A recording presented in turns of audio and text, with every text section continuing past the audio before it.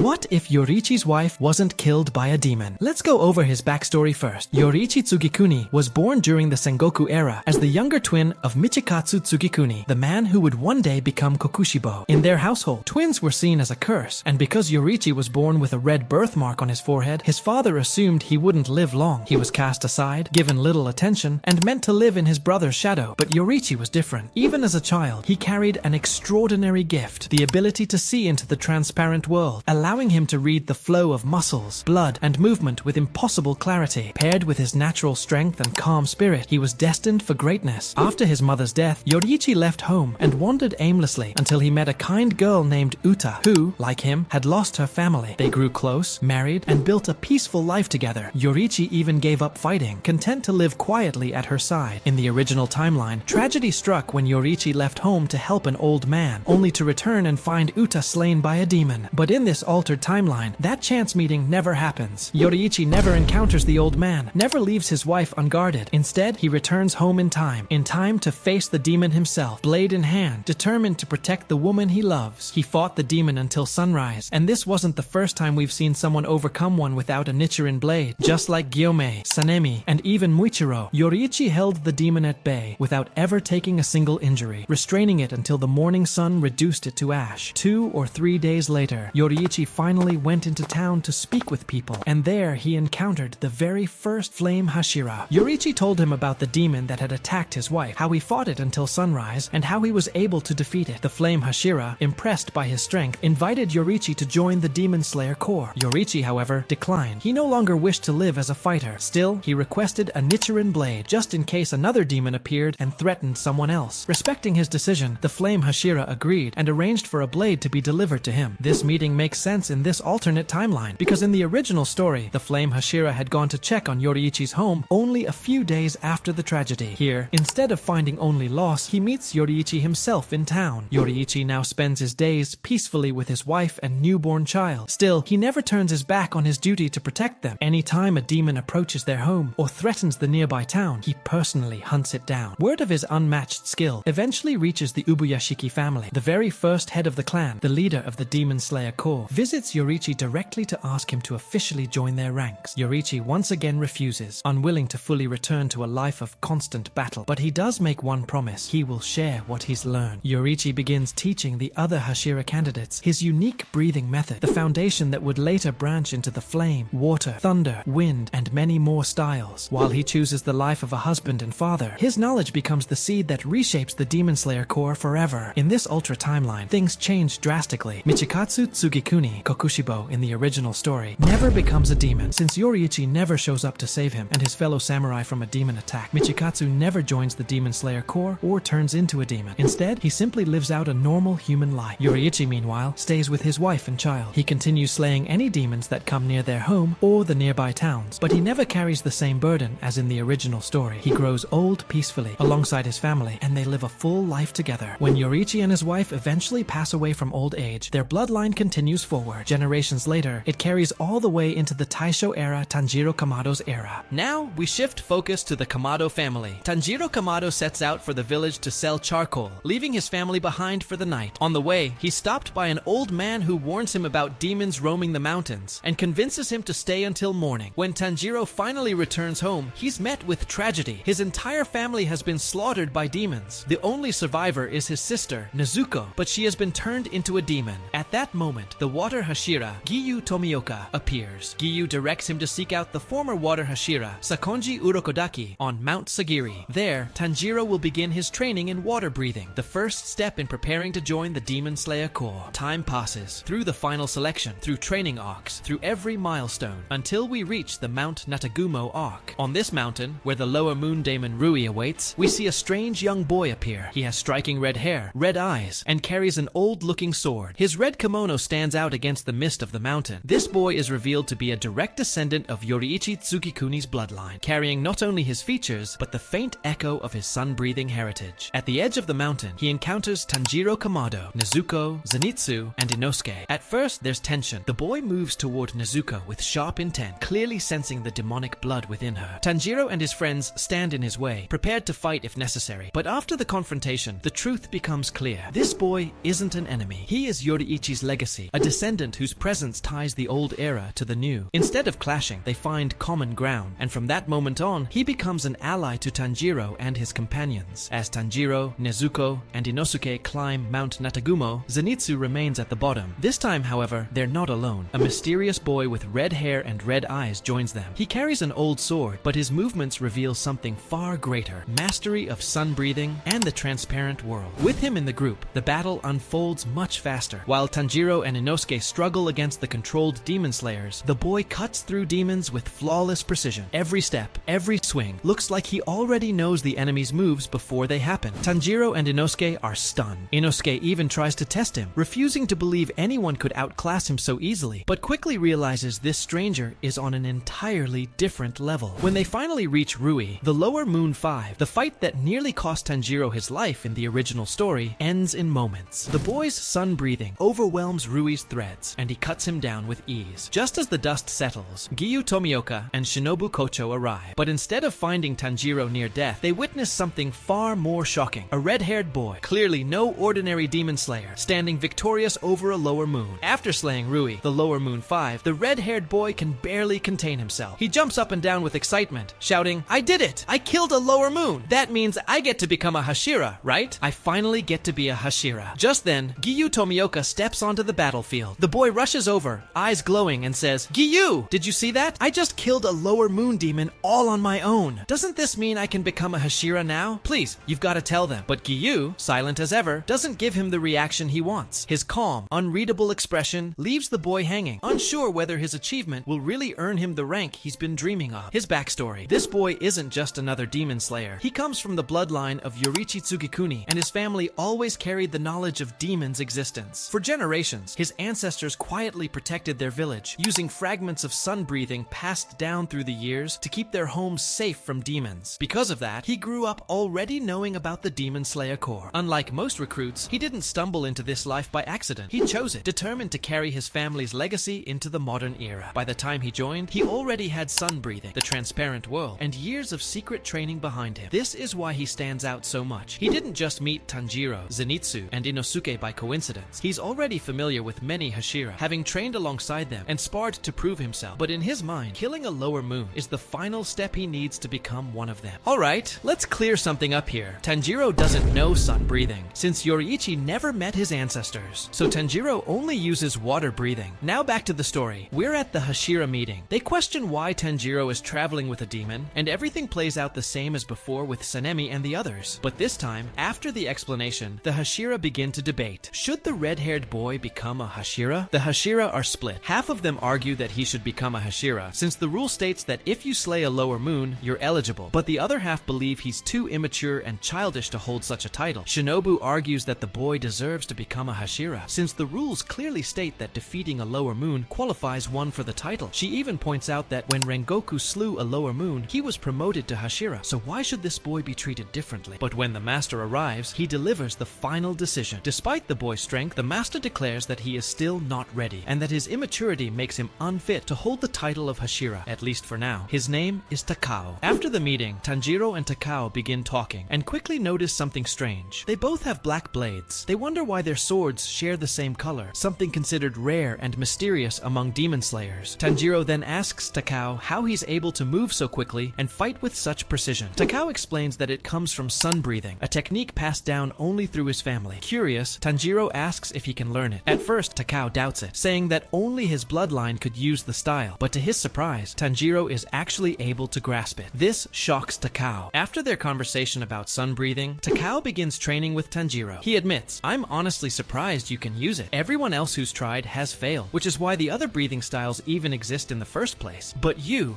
actually managed to pull it off." From there, the story moves into the Mugun Train arc. The same squad heads out alongside Rengoku, Tanjiro, Nezuko, Inosuke, and Zenitsu all board the train. Just like in the original timeline, they fall under Enmu's spell, are forced into dreams, and eventually wake up to battle. The events play out nearly the same. The squad struggles, Rengoku gives his all, and Akaza eventually arrives. Despite Tanjiro's new grasp of sun breathing, he hasn't fully mastered it yet, so it doesn't make a major difference. Rengoku still dies protecting everyone, and the arc ends just as it originally did, with the group mourning his sacrifice, but more determined than ever to carry on his spirit. Now let me know if you guys want a part 2, because this timeline is is probably really confusing for people who haven't read the manga. If you like this kind of content, drop a comment and let me know if you want me to continue. Also, click on this video right here. The algorithm thinks you'll love it. And don't forget to like the video too, PLS.